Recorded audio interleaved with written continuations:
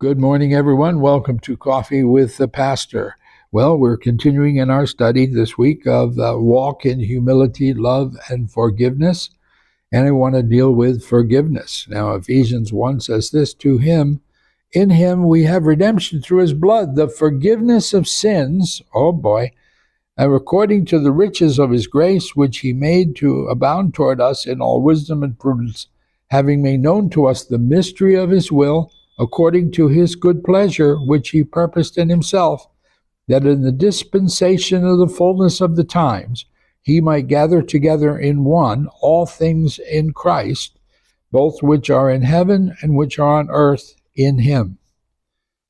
Also in him we have obtained an inheritance. Now Isaiah said this, let the wicked forsake his way, and the unrighteous man his thoughts.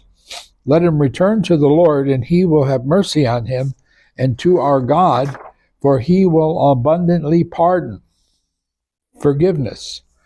And be kind to one another, Paul writes, tender-hearted, forgiving one another, even as God in Christ forgave you. That's Ephesians chapter 4. Colossians 3, bearing with one another, forgiving one another. If anyone has complaint against another, even as Christ forgave you, so you must also do. But above all these things, put on love, which is the bond of perfection. In Luke's gospel, we read this, judge not, and you shall not be judged. Condemn not, and you shall not be condemned. Forgive, and it will be forgiven. Give, and it will be given to you, good measure, pressed down, shaken together, and running over, will be put into your bosom, for with the same measure that you use, it will be measured back to you. Ow. So in other words, I have to forgive. I can't judge. I can't condemn, because if that's what I do, that's what I'll receive back in my portion. So that we don't want that, that's for sure.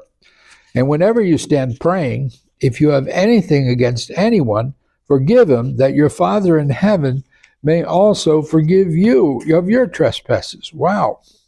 But you know what's most revealing here is that in Mark 11:25, he says, if you stand praying, forgive.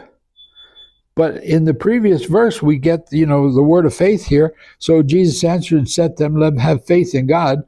For surely I say to you, whoever says to this mountain, be removed, and is cast into the sea, does not doubt in his heart, but believes the things he says will be done, he will have whatever he says. Therefore, I say to you, whatever things you ask when you pray, believe that you receive them and you will have them. But then in the next verse, he says, but when you stand praying, if you have unforgiveness in your heart, that appears to erase the whole thing. So, in other words, if I'm praying and I'm believing, it all can be negated by the unforgiveness I hold in my heart. So we just need to be cautious. And finally, we're going to end here where we started. He has shown you, O man, what is good, and what does the Lord require of you, but to do justly, and to love mercy, and to walk humbly with your God. God bless you, and we'll see you again next time.